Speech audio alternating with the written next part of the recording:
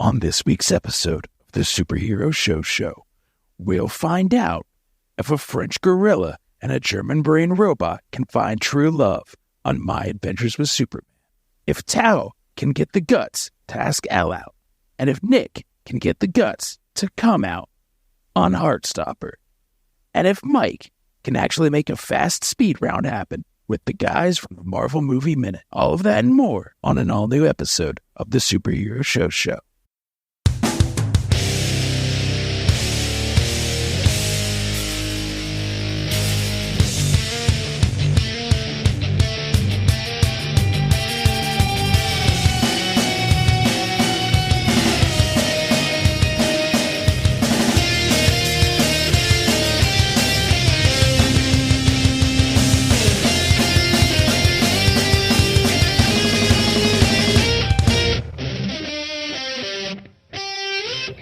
Hello, nerds, and welcome to the Superhero Show, the only show that covers every superhero show based on live action TV shows based on comic books. I'm your host, Mike, and I'm doing it this week for the little guys. With me is Katelynn. Hi, I'm a little person. And with me is Ryan. Hey, Katelynn, can you imagine if one of us read that intro so fucking poorly, what Mike would say? I think he would give us lots of notes and and then he would say, but you guys are going to do better next time because Mike's great like that. Thank you. That is, I'm very critical and glare daggers, but then I end with I give the open face sandwich. And then criticisms. You finish it with the cherry on top of an insult, a good old fashioned insult. And then he'll literally throw a cherry at us. Yep. Give me a good old fashioned Mike insult right now. You look like doo-doo. She's got my ass. Cool hands, two hands. Damn it.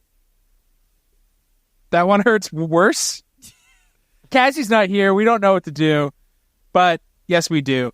Let's just get into it, right? Let's show some leg behind the curtain. We are recording this very early in the week, though you listeners are hearing it at your normal scheduled time because it's an important weekend in everybody's lives. Correct? Yeah. Ryan, why is it an important weekend for you? Well, Mike, I am going on my second honeymoon with my fake hubby, Mike Romano. That's me. And I mean, if we're counting, it's like 12th honeymoon. Yeah, it's our 12th honeymoon. We are going out of town. And Katelynn, why is it an important weekend to you? Because everyone's going to celebrate that I do indeed have a baby inside of me and are going to give me cool gifts. So that's why I will not be here this weekend. I'm now so worried Katelynn thinks she's going to get cool gifts. I'm just going to be furious when she finds out the gifts are all for the baby. I saw the registry. It's all for me. All right. Well, then I guess I'll get a bunch of diapers and one rattle. Well, I'm going to be playing with that rattle, so it's definitely for me. Damn it. I don't want to spoil anything, but the thing that me and my wife and my baby got for Katelynn's baby was one of two things on the registry that did not feature a Star Wars character. So, like, a Smallville character, or? Yeah, it was all Smallville, all baby Lex Luthor toys. Just the baldest baby. Wait, that's just all babies. Exactly. All babies are Lex Luthor. The perfect time. Is the film Baby Geniuses the origin story of Alexander Luthor? It is. And then the film Boss Baby is in between Baby Geniuses and Smallville. It's just slightly later. Where's Baby Geniuses 2, Super Geniuses? That's after. It goes Baby Geniuses, Boss Baby, Baby Geniuses 2, Super Geniuses, because that's Lex Luthor trying to already get superpowers. He's trying to remember because, of course, as you know, the babies forget. But Lex Luthor babies never are not forgets. Elephants. Are we developing a podcast live on the air right now? Wait. Baby Timeline, the BCU? The BCU. I mean, and then we have to consider, look who's talking. Look who's talking too. We don't have a minute show. Should we do every baby movie minute by minute? Every baby movie minute by minute. There will be nines of people who want to listen to it. They want to hear about all the little babies. And they're freaks. I don't want to meet our fans. of the baby show. I would love to meet the fans of the Superhero Show. Which, you know what? Fuck it. Hey, fans of the Superhero Show, if you're also podcasters, come find me in Denver at Podcast Movement 2023 next week. I will be there. I'll try to wear gear so you're like, that's what that guy looks like. Some of you will be mean and be like, that's exactly what I thought he looked like. Yeah. I would say you're slightly thinner than most people would think you look like. Thank you. I think my arms are more buff than people would expect, based on my nasally, high-pitched voice. One of them is. Not your tiny arm. Yeah. Well, it's because I used to be an ice cream scooper in high school, and I never lost that muscle. Just always scooping everything. I'm scooping. I don't know why we're fucking around and farting around. We have not that much to talk about. That's why we're fucking around and farting around. Later this evening, we're going to be talking about Harley Quinn, My Adventures with Superman. I'm going to finish my conversation with Pete and Andy from the Marvel Movie Minute. But first, let's kick it off with the main segment, Heartstopper. On the second and third episodes of Heartstopper's second season, Charlie is excited about Nick coming out to his friends because that means they can be together in public on their big France trip. Meanwhile, Tao finally realizes he likes Elle, but then they go on their first date, and Tao, surprising nobody, really Tao's it up, folks. All of that plus Nick's older brother, Elle's new friends, a bonfire in the forest, and Tara and Darcy have an awkward moment. Taste buds ask you this. So much happened in these two episodes, but is it anything compared to the fact that Tao cut his fucking hair? It was the greatest moment in TV history. I gotta say, we hate Tao here, right? Some of us do. You hate Tao so much. But when he was in, like, duds that nerds like him have thought looked cool since the 50s, new haircut, and a big thing of flowers and asked her out in front of all their friend group. It did make high school love, man, even when it's doomed and dumb. Isn't it cute? That's what I needed to get your perspective on this, because I know how much you don't like Tao. I feel like this is like finally Tao's redeeming moment. He's like an actual person. It looks cute, but that does not mean it's... I think Tao... So that's in episode 203. In 202, when he reveals to Isaac and Charlie that he likes Elle, he's like, she can do so much better than me. I'm like, that is the smartest thing Tao has ever said or done on this show. Yeah, boy. Yeah, she can. Yes, she totally can. But she likes you. She did, at least. I think my problem with that storyline across the two episodes is that I didn't think that the date went that bad. It wasn't disastrously bad like they made it seem. But then when Tao finally tells, I think he reflects on the date and tells Charlie that it went really bad. He has a meltdown. Like, he has a self-hating meltdown. Mm-hmm. And I think there's something more going on with Tao. I think that there is some issues that he has, the way that he's acting, and it would explain a lot over the course of the first two seasons because he is hard to be around. And this is a show that deals with high schoolers going through somewhat heavy things. It's not 13 Reasons Why or Euphoria. Right. But that wouldn't surprise me because it does feel like in these two episodes specifically, like I know Nick is going through It's Hard to Come Out, but him and Charlie are doing well. Mm-hmm. And so now they're like, well, Tara and Darcy are having issues now because somebody said I love you. Now so they're fucking up every other character because Nick and Charlie are happy. Mm-hmm. And that's how shows work. Yeah, I think you just explained TV. Well, Nick and Charlie are happy, but I mean there is still the struggle of Charlie coming out or Nick coming out and like his brother outing him, and then the fact that Charlie now has to say it's okay if you can't come out now, but not wanting to say that. I felt like that was so adult of him to say that. Well, what was great, even though he feels younger at least than Nick, is he's been through this and knows how hard it can be. So like I do like how this side of Charlie's so mature because it's happening at the same time that he's being a fucking idiot, and I think he's going to not get to go to Paris because the sword of Damocles is hanging over his head that he is just not writing essays. He's not doing any of his work. He's blowing off everything. Even Nick is like, hey, we're focused on all my schoolwork. Should we focus on yours? And he's like, no, I'm done. Yeah, I think he's not going to Paris. Way to go for Charlie's parents, who are very clear when they're like, we don't care that you're gay.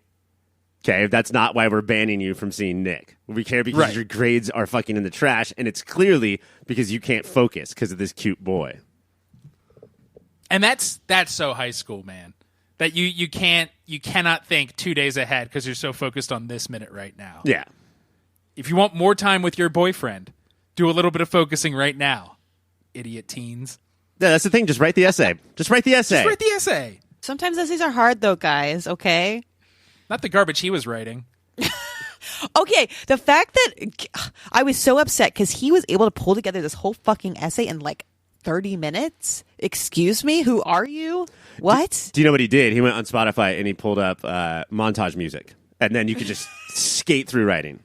See, the kids have it so easy these days. Yeah. Because back in our day, we had to have pre-made a montage mixtape going from cassette to cassette and making one. And that was hard and took a long time. My parents made me learn how to play the violin so I could play my own montage music. But do you know how hard it is to write an essay and play the violin at the same time? I'd use my feet. To do which one? Which is harder? I would type with my right foot and my left hand, and I would play the violin with my left foot and my right hand. I think that's the best way to do it. Yeah. Can we hone in on the other than Tao, and I guess they'll fix that. The show's pretty good at fleshing characters out. We just met him, but the brother's the biggest one-note D-bag. Dave, I think his name is. Fucking of course it is. Fucking Daves. Have you ever met a good Dave in your Get life? it together, Daves of the world, you sons of bitches. These are, unfortunately, the Daves I know. Yeah, and it's so clear right away. I mean, Nick's friends are of a certain type, right? His sort of like pre-Charlie friends. And watching the first season, you can sort of think like, oh, this is why he's timid. This is why he doesn't want to come out. But it's the brother. It's probably a lifetime of brother abuse of this kid just like being a total fucking loser. So he's taking it out on his little brother. Big brothers are fucking awful people. They are trash. And if you have the double whammy of an older brother and his name is Dave, you're doomed. Kill him. I would fucking kill him. The two terrible things that Dave says is, I just wanted to meet the guy who turned my brother gay. Mm-hmm. And then, what will Dad say when he finds out? Because he knows exactly how to hurt his little brother. Mm-hmm. I also, like, this is a thing for, like, all parents. I know that Dave is your child and Nick is your child, and so you love them equally. But Olivia Colman, figure your shit out and yell at Dave and throw him out of the house and beat him up. She's just like, boys, calm down. Yeah. No, this is not both siderism. Like, one of them is bad. Mm-hmm. And Nick was just glaring. He should have punched Dave in his stupid Dave throat. I would have thrown Charlie right at him. Like a dart. Whip! Charlie would have broken in half. Shit. You know what? Sorry, before I forget, you know what I totally forgot from the first season? Charlie's kick-ass room decoration. He's a big music fan. So he has that neon light that says music. That's amazing. In the same vein as Dave's brother, he's like, how did you know? And he's like, you have pictures on your wall of you guys kissing. They are very bad at hiding it. They hang out and kiss and hold hands all the time. On the second episode, 203, they get caught kissing in the locker room. But also, the three non-super douche boys who are in rugby are like, hey, no, come to our party tonight. We're not friends with Harry or Henry because, he was a dick. And he's the one guy's like, yeah, we know. I mean, Charlie's your best mate, so of course. And the other two stare at him because they clearly fucking know. And like, why would you say that? Another sitcom moment from the show. Do you think it blends those tonal shifts well? Not always. I will say that it's not the greatest at blending, but what it's good at is good enough where I can roll my eyes over it. If that makes sense. I can sort of look at the show like they looked at their friend and just be like, really? And then the show moves on. I guess I appreciated that the show called it out and that these two are not complete morons because these two dudes are all over each other all the time. Mm-hmm. Buddies, the school knows. Yeah. Mm-hmm. I think that's why I like this show a lot because it's like plays. It's so real, but at the same time it plays with like it is a show. And it does like, it tells you what's going on. It tells you everyone knows, just in case you didn't know. I mean, yeah, like, it's not even that, like, these people are on it. Like, when there's a scene where Nick is taking a test or test prep and Charlie comes in to give him a pen, but, like, it's just because they haven't seen each other a while. And the way they're standing there gawking at each other, like, everyone knows. Mm-hmm. And I think that's why the guy who, in this week's episodes, he's like, oh, you hate me so much because Charlie was with me first. And he's like, no, I hate you because you literally assaulted him.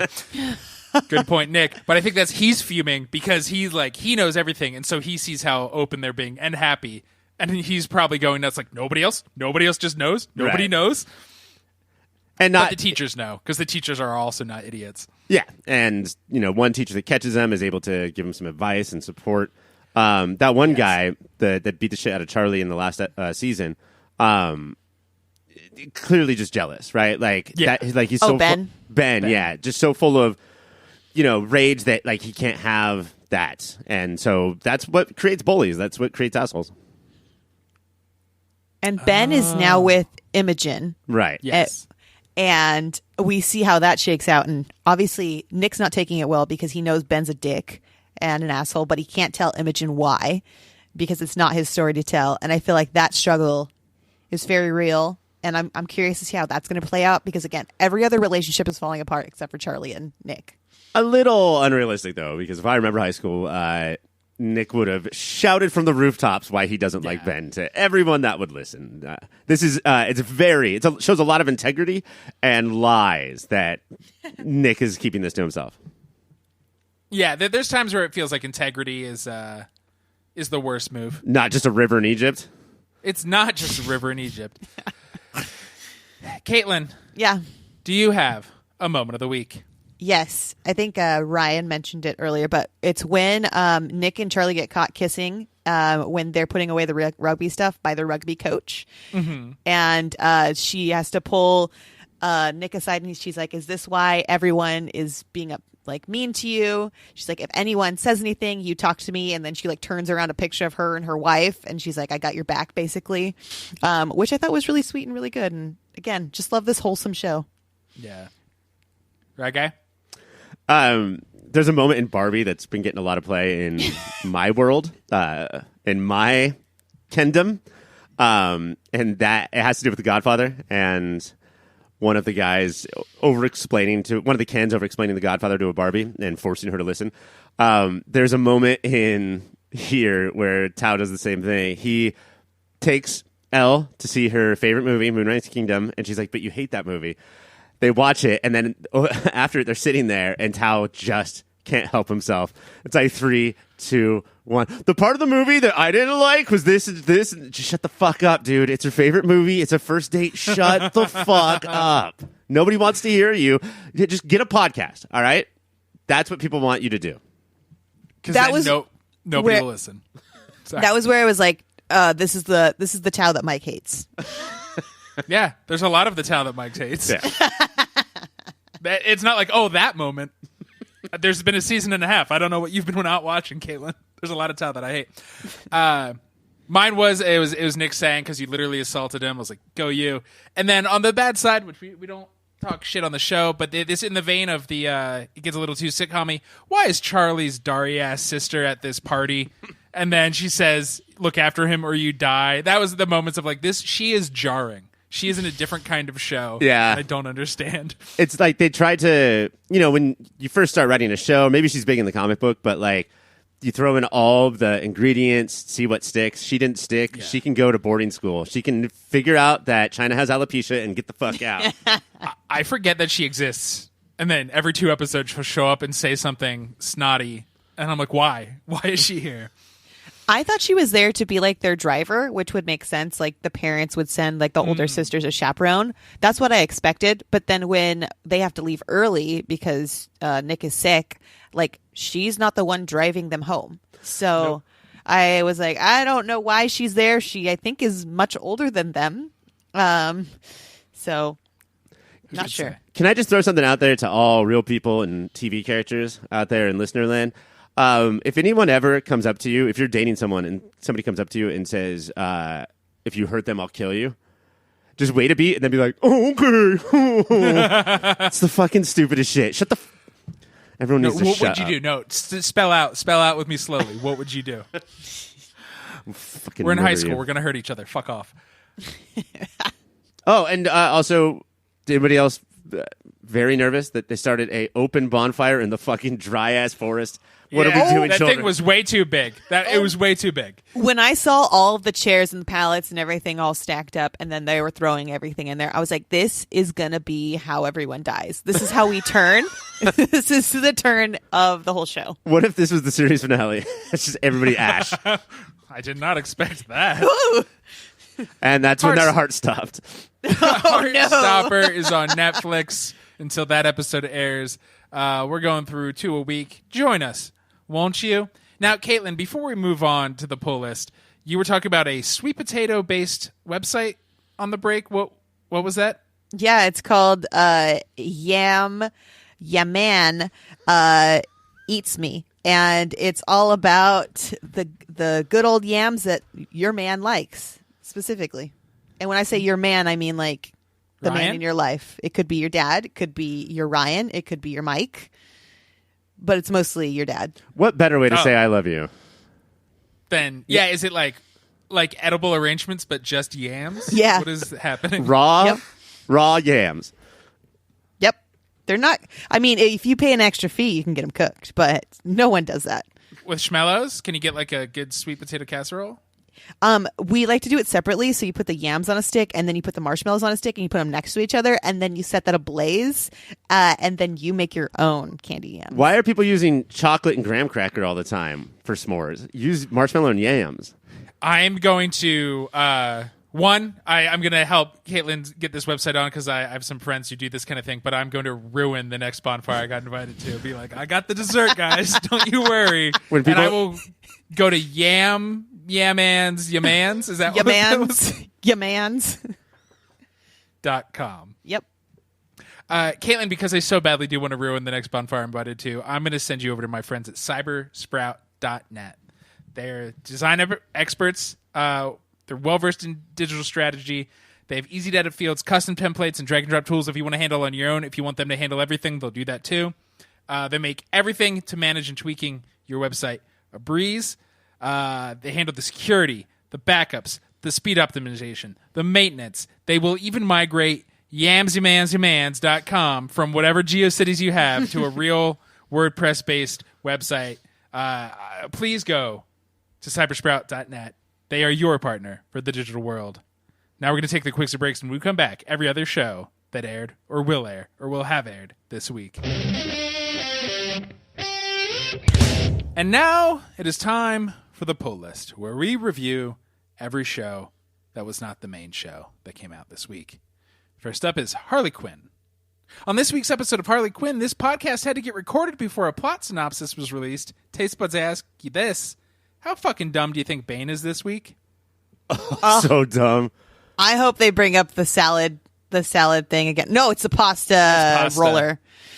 I hope this is just a whole episode of him going to Italy to figure out like what's wrong with that pasta roller. What's the one with episode. Bacon in it? Carbonara. Do you guys remember when Bane fucked like a dozen buildings to death? Yeah. That's my moment of the week, great. Mike. When you remembered that? Yeah. Harley Quinn is on Thursdays on HBO Max. Next up is Riverdale. On this week's episode of Riverdale, Cold War paranoia sweeps over the town, and there's a new mystery that might involve murder. Meanwhile, Archie reconsiders his future as a poet after his uncle screams at him about how writing poetry is for women. Taste buds, I ask you this. Does this mean Archie retains his crown as the biggest dipshit in town? Well, he's definitely giving me a frown. Katelynn, do you want to rhyme? I have my butt upside down. Riverdale is Wednesdays on the CW. Caitlin's back is covered in shit. Ew. Finally, she's got to get one of those. Have you guys seen the commercials for the new Pampers "Don't Blow Your Baby's Back Out" diapers? There's the blowout barrier. I feel like Watch I should have. Hulu. I feel like there's a different term than blow your baby's back. It's the blow. It's the Blowout. The blowout barrier. Yes, but blow your baby's back out. This means something entirely different, buddy. Hey, talk to Pampers about it, not to me. Your final show of the week is, of course, My Adventures with Superman. On this week's episode of My Adventures with Superman, Lois is mad at Clark for keeping secrets, but they put their anger aside because Jimmy is missing. Meanwhile, Jimmy becomes best friends with a big, smart talking monkey. Taste Buds, I ask you this. How many more talking monkeys do we need to make a bracket? Do you mean gorilla? Oh, sorry. Yeah, racist. Oh, my God. We have to redo this, right? Probably two. I don't want Peter. Well, these two have been villains in an episode of Doom Patrol, yes? Oh, shit. I can't remember. So, DC is fucking full of them. They are chock full. They are lousy with talking monkeys. I'm There's sorry, so gorillas. many mumpies. All these Gorillas. little mumpies. I mean, the episode of The Flash, so we'd already had Gorilla Grodd, and then there's suddenly, like, Ape City, and there's a whole arena full of them. So I'm saying we need more. We need to, at this point, make a bracket and rank the best monkeys. My favorite one. If there's enough to make a bracket, God fucking knows we're going to make a bracket. Hell yeah, we are. On this American podcast. Guys, this show gets better every week. This was, I think, the best episode so far. I cannot believe how it took everything that this show is and went one step further, whether it's the heartfelt, the sentimentality that isn't overdone, the building the lore of the show, the comedy, all of it. This show is amazing. The amount that they packed in there in 22 minutes, it like gave me X-Taz like vibes, but also like they did it really, really well. So, which is less X-Taz vibes. So this show is just really good. And I honestly don't know how they pack it all in so tightly. Well, I love that they're avoiding like the big. They're not doing Zod, Brainiac, or Luthor. Right. They're like he has a big rogues gallery. Let's mess with them. I think that is so smart. Let's build to those guys if we're going to get to them. And without being like Harley Quinn, which you do love, but having an episode all about the French gorilla and the German brain, it's also pointing out how fucking stupid and batshit comics are. Mm-hmm. Just in its own tone. But to introduce the bad guys, that's batshit. And then we find out that they are like these hidden lovers, right? Like estranged from the world, just doing their own thing. It was incredibly well done. And then once we're like, oh, wow, am I buying this relationship? Am I like into this? They kick up the batshit again. Like, we also made some mutants. Sorry. Yeah, yes. And then a bunch of little fucking demons run out and start attacking. Oh, it's like, oh, but by the way, we have like a black hole too. Yeah, like, and a black hole. We got bored one day, so we made a black hole and some mutants. And what's so smart is the whole time the gorilla is very calm and thoughtful and pathetic, and the crazy brain is the violent one. But it's the big reveals of how nuts they are is always from the gorilla. That's fucking smart. He's scarier now to me because you cannot tell how scary he is. I just thought it was so funny that Jimmy went on a Sasquatch adventure, and then he ends up thinking, like, getting captured by a giant gorilla. That everyone, I'm assuming, is just thinking is Sasquatch. Yeah, and like they've been running the scam, right? Like they have a giant Loch Ness monster there. Like, they're responsible for like all the cryptozoology in the world, right? Which I love. Probably because they think it's funny. Yeah. Fuck idiot Earthlings. They have nothing else to do. They're stuck in a giant dome. And when you're bored, you prank. That's our Bible. That's true. That's how Dad did it. Our Bible has one commandment. Okay, you have to let me know if this is something that you saw too. But do that gorilla have a donk? Like, or is it just? Oh me? yeah, he got like. I know. You're always keeping an eye out for the donk, but that gorilla got a donk. That gorilla got a big ass donk. Not just. It's not just that Katelynn is keeping an eye on the donks, but specific donks. If we can harken back, if I can cite the Supreme Court case of Troll Vereen, she likes big beasties with the big asses. She likes big furry donks, which if you've seen her husband, it makes a lot of sense. Isn't that the least furry part on an ape? A butt? Yeah. Don't they all shave him? Oh, that's true. Got bare ass. They want to ass. show off what God gave them. There is. I would have been as turned on as Katelynn was if they sort of made it towards what I'm into, which is not the monster and then the brain, but the monster with the brain in the middle of the monster. Like a very big person walking around with the brain in their middle. That's just with me. the skinniest eyeglasses you've ever seen. Right. Well, moments of the week, Ryan. Oh, man. I think moment of the year is they're getting attacked. They think they're getting attacked by a gorilla in the brain. One is an idiot. The other is insane.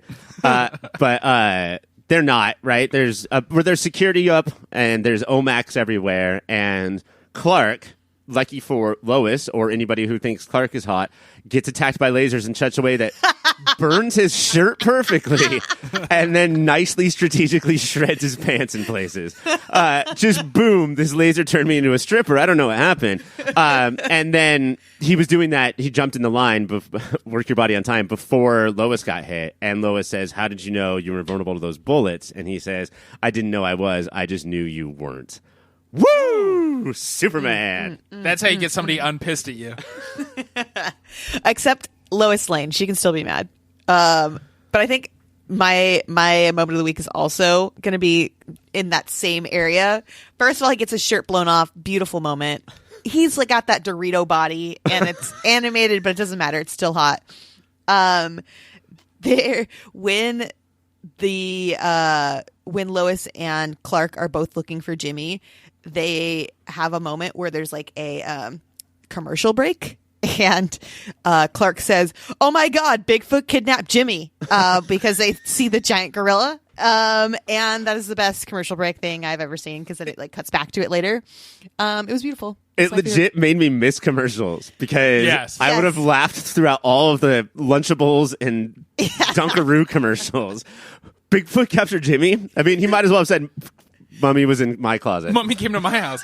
There's a rhythm that we are losing because commercials have gone away. Yeah. I feel like they've punches and hits like that. Built them in, though. Yeah. If this smart does, writers do. Yeah. It's still been built in, which I do like, and not having to watch commercials is still fun. So yeah, that's true. I mean, obviously, push comes to shove, we don't want the commercials, but I don't think that they're doing it just for the nostalgia hit it gives us, although that is there. But I wonder if these writers really are thinking like this could be on TNT one day. This could, maybe there will one day that syndication market come back. I don't think so, but you might as well write them in now instead of, because when people just interject commercials because you didn't leave the blocks there, then they do bad at it. They're like, I have one thing to tell you, and it's very important. Here's why you should get Geico. Oh, man. I listened to the show called The History of Rock and Roll. Mm-hmm. What's it called, Mike? It's a good show. The Ongoing History of New Music. The Ongoing History of New Music, yeah. And they don't... there's this Uber commercial. It's like, Uber One will save you. But they don't plan out where they put the commercials in. So he'll be like, oh, and that's when Kurt Cobain finally sang the song that would change his life. Uber One will save you. Now that feels like they planned it out perfectly. My Adventures with Superman is on Fridays on HBO Max. That is all the shows of this week. But before we get out of here, we have to finish my conversation with Pete and Andy for the Marvel Movie Minute. Now, we all know last week we talked about what their podcast is and what drove them to do that. This week you're going to hear about their personal nerd origin stories, how they met in college and have worked with each other since, and, of course, a little speed round. Take it away, past me. So, Andy, let's start with you. What is your personal nerd origin story? What broke you into the wide world of nerddom that would go on to dictate the rest of your life? Oh, my goodness. You know, That's so mean, man. Something about that just came Here off I am. mean. Hold on, let me pull one of my Legos off the wall so I can play with it while I answer this question.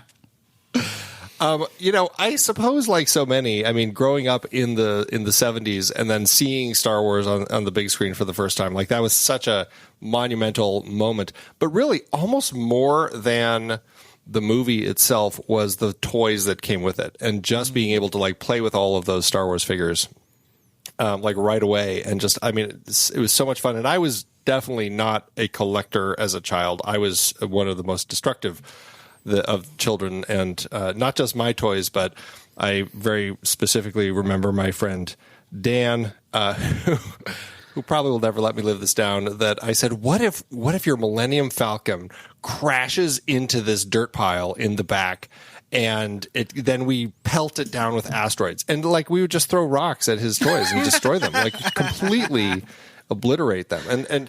But I don't know. It's something about just the destructive imaginative play that we did. I don't know. I just always loved all of that. And then just once then I got a hold of a video camera. My buddies and I, we were making all sorts of goofy little movies and writing scripts for all sorts of crazy things. And so it was just all that crazy nonsense that we would do all through elementary school, and then just kind of decided, hey, you know what, I'm going to pursue this and just kind of keep doing it for the rest of my life. And I love all of this stuff. It's just the creativity of all of it, whether it's comic books or Stephen King or Terry Gilliam or whatever. Just like I think there's just so much crazy creativity out there that is just, I don't know, it's just a thrill to kind of constantly be exploring it and playing in it. Yeah, definitely. Pete, what about you? What broke you? Very similar to Andy's, all about the ships. Loved Star Wars. Saw it with my Uncle Tim. Shout out to Uncle Tim. Nobody else would take me. And it was amazing, and it changed my life forever. And then I started getting the ships and all that stuff, and then I got into Transformers and G.I. Joes, and I say that because that has come around in my life in a way I would not ever have anticipated, because in my bedroom as a child, my Transformers and my G.I. Joes definitely duked it out together, and they were on each other's teams, and they did that, and they lit my bed on fire once, and that was a big deal. And that was all Snake Eyes and Optimus Prime, and it was just not good for my bedspread. And then we come around to the latest Transformers movie and the post credits. Oh my God, they're actually bringing the universes together, and I can't take it. Like, really? My nerd brain is, I can't even talk about it. It's not, if you know, you know. And so there was that. I also my dad shot a lot of skeet. There was a big skeet shooter. So we used to go out with our shotguns and we would shoot skeet, pull, choom. Yeah, that was the thing. So we used to reload our own shotgun shells in my garage, which means we had a lot of gunpowder. And so about this age, whenever my parents started leaving me alone, I would build these complex structures out of cardboard and paper, and I would glue them all together with Elmer's glue mixed with red dot gunpowder. And then I would put them in the middle of the street, and I would do a line like Wile E. Coyote of gunpowder on the street, and I would light the gunpowder and watch and try to strategize how the building would burn. Like, that was the most exciting thing, until one day I had this 3-story tower, and I'm in the garage. My parents left me alone, and I turn around in the middle of the street, and my parents are sitting there facing me, just stopped in the car looking at me. And that was largely the end of my gunpowder pyrotechnic exploration. But, like that, like blowing stuff up and building stuff again and blowing it up, that was like formative to, why I started wanting to explore movies so closely. And while Andy went into filmmaking, I went into television production and was on TV for a little while in my early years after college. And then, I just liked pushing buttons too much to stay there, and just started, hiring myself out to edit and make podcasts for people. So that's awesome. It's very cool how you both ended up, and then how you've stayed friends for so long now, for like, what, 20 plus years of friendship, making stuff together. That's amazing. Goodness, that makes me... That's not actually enough years. That's we're not going to talk about how far it that does sounds go, great, Mike. Yes, it's fine. Someday you'll get 20. there. I mean, 15, 20, 10 or 15 years is fine. But I think we've talked around a little, but let's tell everybody, what is TrueStory.fm? What is that all about? Go ahead. Yeah, go ahead. All right. True Story is it is the podcast network that houses all of our shows. We have a mix of different shows that we do. Some are client shows that we do for client productions that we help usher into the world, and some of our entertainment shows that are member-supported shows. And we're building communities around those, doing shows like The Next Reel and like Marvel Movie Minute and other shows beyond that. And you can find those at TrueStory.fm. And I think we just love seeing more podcasts in the world. We love the medium. We love the intimacy of podcasting, and so we help everyone come to do more podcasts. Whoever wants a podcast, let's talk about it. That's kind of where we are. We just kind of split the work. Andy and I split the work. We have a couple of people working for us for, on the marketing side and helping clients with their marketing. And that makes up True Story, the network. Pretty casual, but lovers of podcasts. I don't know. Did I miss anything, Andy? No, I think you covered it pretty well. It's a real sexy sell, the way I did it. I feel like that was just, I think I nailed it. I think I just, in terms of sex appeal, broad sex appeal, Yeah. I think we did it. Podcasts, the sexiest hot. medium. Hot. It's already there. Yeah. You barely have to add the sex. Right. Which is why when I tried to go to TrueStory.fm on my work computer, it said it wasn't allowed because True Story is just that sexy. It is so sexy. Also, if too you're not sexy. joking about that, we should talk because something's broken. Yeah. I was surprised. I was like, I've been on this website. There's nothing wrong. Crud. All right. Gents, it is time for the patented speed round. So, how this will work is I'm going to ask you a question from a former guest. And then they did not know who you would be because I did not know who the next guest would be. And then we'll go through some quote-unquote normal questions. The last question is you have to make up a question each for a future guest. Oh, Okay. Does that make sense? I think so. Yeah. Okay. All right. So, from Nate from Anamorphing Time, and I'm interested because both of you seem like real positive people, so I'm going to get some negativity out of you, is what piece of media that everybody loves do you hate? I don't know if everybody loves it, but I really have a hard time with Adam Sandler films. From even the 90s or just modern? Oh, where in particular. always. We finally decided to cover. Which one did we cover? Oh, God. Not Billy does it Madison. matter? Yeah, And, Billy yeah, that Madison. was- Yeah, I this is don't. a I'm tough with one. Andy. This is a I tough really one. struggle with it. It's just such a one-note bit of comedy. Like Yeah. all of those movies come together as one note. And I don't struggle with Adam Sandler when he's not being funny. Right? Oh, he's so good when he's dramatic. I also love Billy Madison, but Right? So, well, there you go. I think I saw have it young enough when the dead clown starts singing. It's amazing. And I mean, I guess I just have to say it. I worry about maybe the audience. I really never connected with, I don't know, what's that? The dude. I can't even think of the name of the movie right now. I think The dude, Lebowski? Big Lebowski. Yeah. Everybody seems to love it. Look, see, the head's already shaking. I can't help it. I can't help it. I'm just drawn this way. We even covered that on the show, I know. and that did not help his love for the film. It didn't. That's surprising. So often, because we have a movie show as well, I'll think I really dislike something, and then after chewing on it, you're like, okay, there's stuff here. Not always, but Yeah. often. Yeah, it's not like I can't appreciate it. I just don't like it. Fair enough. We're not here to make you like anything you don't like. Of course, it's a yuck versus yum kind of a question. Nobody wants to yuck anybody's yum. First, do you know the yuck I do want to yum? I hate that phrase so much. Something about yucking and yumming. It drives me nuts.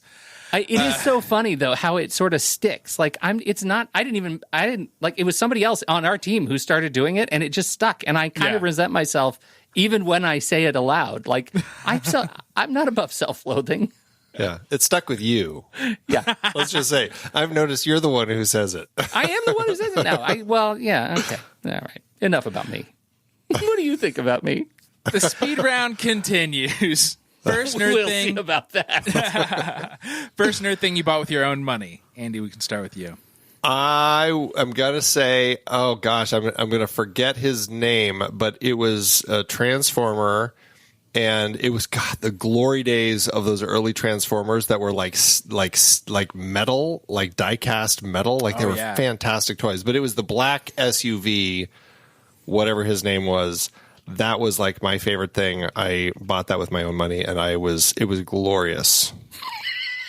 That is awesome. I don't know what happened to that either.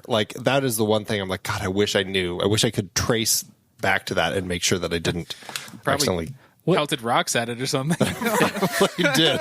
I probably used it to throw at the Millennium Falcon. It was heavier than a rock, this metal toy. And mine was also a Transformer. It was Grimlock, and I rode my bike all the way up to Target to get it, and I didn't have my lock, and I left my bike wound into some shopping carts thinking, I'll just do it real fast. And I came back out, and as I'm standing in the checkout, I watched some guy riding down the parking lot. No. I was stranded at Target. The irony Yeah. of needing Grimlock so bad you forgot your bike lock. I did. I needed There's only room so for one hard. lock in your life. All right, next question. First fictional crush / current fictional crush. Oh, Wow. gosh. I'm just going to go with this. I know it was definitely one of them, one of my first ones, but I can't say if this is the first one, but I'm going to say Adventures in Babysitting, Elizabeth Shue in that. Sure. Wow. My Interesting. latest is Anna de Armas in the latest James Bond movie. Just everything about her was amazing and perfect, and she was so much fun and so gorgeous. I would totally Awesome. steal that from my current. I won't. Can I do it with Blade Runner 2049? Like, does that count? I won't. No, Fair. it's okay. I won't. I've said it out loud. Now it exists. Now it's real. I'm going to say my first. It was probably Marion in Indiana Jones. I thought she was such a badass. Mm-hmm. And my latest, I don't know. I guess it's a badass woman thing. It's probably Yelena Belova, Florence Pugh in everything that she does. Yeah. Just in everything that she does. Yeah, she's fantastic. Which fictional character do you think you could make into a cake? A la make a cake the shape of. How funny, having just talked about City Zero with the cake made like the guy's head. I'm gonna go Pac-Man in Pac-Man. Baby boy, my baby boy. I have no idea what that was. Nor do I. I am not going to have much in the way of skills with this. Like I'm not going to be doing the fondant or anything like that. It's going to be a very basic cake. I'm going to say the Death Star. Nice. Can I do it? It's not quite a character. Sure. Well, just Although like it people is, say New York's technically, another character. Death Star. If you jump into the Tales of the Bounty Hunters book, IG-88 ends up turning himself into the Death Star, and then it gets blown up. So I'm going to do that Death Star. That's actually IG-88. That was a modestly deep cut, Andy. I'm really impressed. If you could change any TV show by making the lead character a baby, but the rest of the plot stays the same, what character from what show would you change? These are the hard-hitting questions the listeners want to know. Oh my God. I'm going to say The Walking Dead, because there's nothing I would love to see more than a baby trying to lead a group of people to protect them from zombies. I love it. Wow. I got to keep it on Marvel, and having finished Secret Invasion, there's nothing I'd like to see more than a Nick Fury baby. That would be an utterly more watchable show than what they gave us. Yes. Absolutely. I'm trying to help. We're just helpers. Find your helpers. Last, here's the positive one, and then I just thought of, for you two specifically, we'll have a couple bonus ones, but last truly great thing you watched. Oppenheimer, 70 millimeter, 15 perf, IMAX. Glorious. But I'm going to go ahead and say Barbenheimer. I also saw Oppenheimer 70 millimeter and Barbie, and I thought that is a movie that knows exactly what it was. Nice. And it was perfect. I like it. The listeners will know exactly the day I think we recorded this. Day and date. And then after your I know you're only up to the Avengers, but what is your favorite MCU movie? And then what is your favorite minute you've covered? My favorite movie is probably it fluctuates between Infinity and Endgame, but Infinity War and Endgame. But I'll probably say Infinity War, largely because of the theatrical experience there, which hit so many people sideways opening night. I just remember the person in front of me standing up and shaking the chair in front of him so violently I thought he was going to rip it out of the seat when Spider-Man dusted. It was like and screamed like, no! Like I just hadn't seen anything like that before, and I mean it was just a palpable feeling in the audience. So probably that one. Yeah. In terms of favorites, it's hard. It's hard not to. It feels like I should come up with something different than Andy. So I will go Endgame because of the snap at the end, which is just it still hits me super, super hard. And I've seen the movie a lot of the times. But in terms of favorite minute, I don't know what minute it was, but Andy and I did Iron Man to start this show, and this whole concept of you have to earn your wizards, right? Showing Iron Man as a grounded character in the shop, building things out of metal, was an incredible setup for a universe that gives us things like, multiverses and space wizards, and that concept has really implanted itself in all of our shows. It's become shorthand to explain world building in a way that is easier than just about anything else we've come up with, without having to explain what world building is. So, sure. Yeah, I think that those minutes in the garage in Iron Man were some of my very favorites. I'd probably, for me, it sticks with a lot of particular guests, and really anything with Mike Gravagna is probably the best that we've had. That's what I always say when I'm guesting. That's right. But seriously, we did have a guest on when we were talking Thor. We thought it'd be great to have a guest on that was an expert in Shakespeare. And so those 5 minutes talking with that guest, who, of course, his name is completely escaping me right now.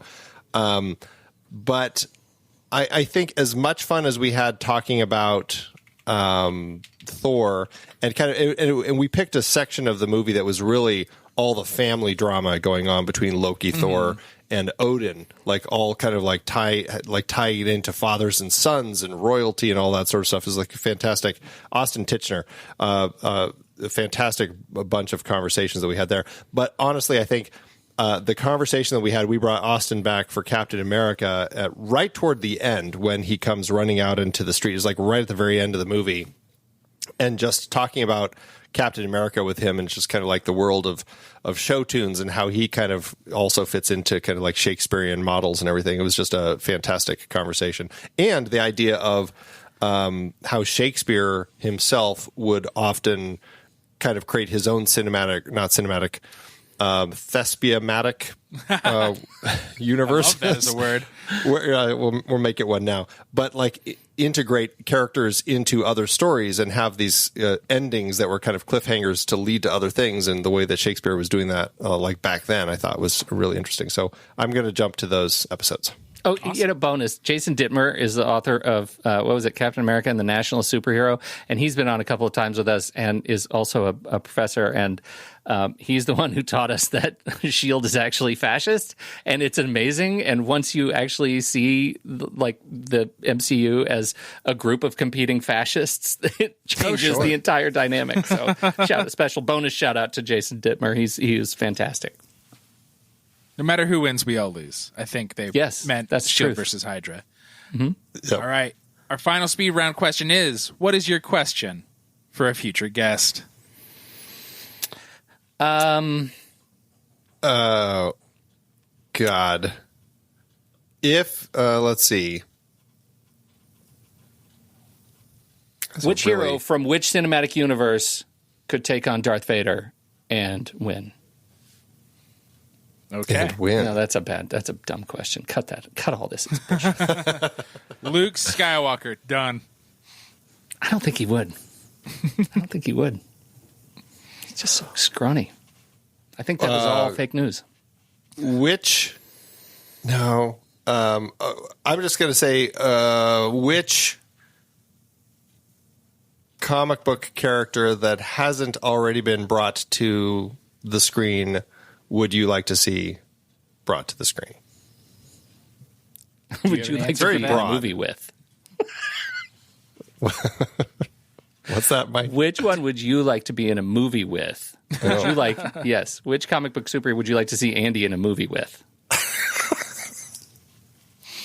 That's fine. Make something of that. Do you each have answers to your own questions? Well, okay. Caveat? Yes. I mean, I do. Do you want to hear us answer it too? I would love to. Does it have to? Because my is Cloak and Dagger has always been my favorite, and I think that show, the TV show, was absolutely under invested in, and For I've sure. always wanted to see a major film with those characters. I think it would be awesome. I don't know if that counts because they were sort of made. It counts. We'll say nobody watched it. We'll say it counts. I liked it a lot, actually. So two of us watched it. I kind of have two answers, and only because my first answer is it's kind of a cheat because he's already been integrated into some of the X-Men films, but I just, so many of those characters really end up getting short shrift, and I always loved Nightcrawler and felt there were some really interesting story possibilities to do with that character that unfortunately by having him as just kind of a one of the many characters you never really get to explore. So that would be one. The other is just kind of a goofy one that I think they could have really done something fun with, and it's jumping over into the world of DC, but they did this series of comics that I really enjoyed when I was young called Captain Carrot and His Amazing Zoo Crew. Totally nonsensical comic. But Is he a big, strong bunny? He's a strong bunny, yeah. Yeah. And in the very first issue, Superman ends up in his world, and one of those giant starfish guys from like the Suicide Squad also, and something like a meteor hits on his planet, and each of these different animals, it's a planet of animals, and they each get superpowers. And so there's him, and there's a pig, and I can't remember. But anyway, it's just a completely goofy comic book thing that could be a lot of fun, like an animated show for kids. I think it could be a lot of fun. I don't know why they've never done it, but it would definitely be, speaking to a specific audience, but I loved it when I was a kid. It'd be fun to see what they would do with it. Yeah, I think we're living in a really awesome time, though, because the other thing that jumps to mind immediately is to bring some of the characters from Ahsoka, or from the Rebels, to a bigger screen, and we get Ahsoka. It's like, kind of, when I think about it, somebody's already working on it, and right. I like that we live in a universe like that. An embarrassment of riches. Yeah, right. Yeah, right. No kidding. All right, last question, and I'll finally let you go. Where can people find your shit? Well, apparently TrueStory.fm is a pornographic site, so Just don't go on your work computer. That's all I'm saying. all right. That's a real problem for us, which we're going to work on. But you can find us there. But also, wherever you get your podcasts, you can even just search for True Story, or you could, and it's True TRU Story, no E, or The Next Reel or Marvel Movie Minute. Just go to your podcast app and subscribe. That's the best way to do it. Yeah, and Marvel Movie Minute has, MarvelMovieMinute.com, thenextreel.com, they'll take you right to the feeder page on the True Story site for each of those shows. Yeah. But those are the best places, and on all the socials. As I think Twitter, we ended up having to do Minute Marvel for Marvel Movie Minute. But we are just there. dated yourself. It's now X, Andy. It has to be X. X. On X, we Minute Marvel when we X on X. I X'd on X. Yeah. Is X So many the new X's. tweet? I love all your X's. The latest hot X's are on X.com from Minute Marvel. Andy, Pete, thank you so much for joining me today, and it's always a pleasure to see the two of you. Oh. Mike Carvanio, you're just as handsome as ever, and we love you so much. And we'll come talk smack about movies and nerd stuff anytime you want. Oh, well, then we will have you back soon. 100%. That was awesome. Thank you so much, Mike. We love chatting with you and look forward to more. And there it is. The best interview any of us have ever done. Oh, yeah. I thought it was great. Sorry. Katelynn and I were texting while you were doing it. We were playing What were Marvel you texting Snap about? against each other. Yep. Rude. You I could have beat- invited me. I didn't need to talk to those two chuds. I totally got more gems than him. Oh, my God. She doesn't even fucking know enough to lie. And we talk about it in front of her all of the time. It's like My she doesn't cards even were listen. cool. Katelynn, it's like you don't even want to be a guest on our new superhero show spin-off show, Snapchat, where we just talk about all the new cards every week. God damn it. I'm so tired of our fucking lives where somebody comes up with a clever name and now we have a whole new project on our hands. God damn it, cancel the last one. Katelynn, which character do you want to have their card explained to you right now? MODOK. He kills all the cards in your hand. He destroys them. Wow. Yeah. In your hand. In your it's hand. great. Anybody else? Great. You want to quiz Mike? Squirrel Girl. Squirrel Girl launches 3 little squirrels, Love that. One in each land. one in each land, of course. Love that. She knew Is that. is one of them Tippy? No. They're unnamed. I think Oh. I think Tippy is too important to the team to send out to the front lines. Well, she'd probably Yeah. send Monkey Joe because he defo dies. So Yeah. Do you mean Gorilla One's, Joe? of course, Monkey Joe. Monkey Joe. Tippy's going to get their own card later. That is the show. Caitlin, can you tell everybody about another show? Yes, you should go listen to Movie of the Year. We're on 1973. That's where you can hear Mike, Ryan, and our other friend, Greg, and some other people sometimes, too, talk about movies and the best movies of every given year. It's fun. And if you don't know anything about 1973 like me, that's a great way to learn through movies. That's Would- the best way to learn. Greg be upset about a new nickname, Gorilla Greg? No, he is the smartest guy I know. Do you think that's how he would take that? Yeah. Okay, good. And Ryan, can you tell people about websites? Sure. Here's a list of websites for you to peruse next time you are drinking some coffee on the toilet. Go to popfilter.co. That is our home base headquarters with all of our podcasts and everything about us. Popfilter.co/Amazon is your bookmark for all of your future shopping. Change your Amazon bookmark to that, and we will receive the smallest amount of money you can possibly imagine for every purchase you make. That's it. That's it, man. We are striking them down. Yeah, we're going to get rid of Socials? one of those next week. We are at Your Pop Filter on Instagram, at popfilter.bluesky.popfilter.blueski, at Blueski, and contact at popfilter.co to tell me how Blue Sky works. Next week, we are talking about Harley Quinn. There's not a lot of shows on yet, so we're going to go back and forth for a while. So that's this week. Enough said.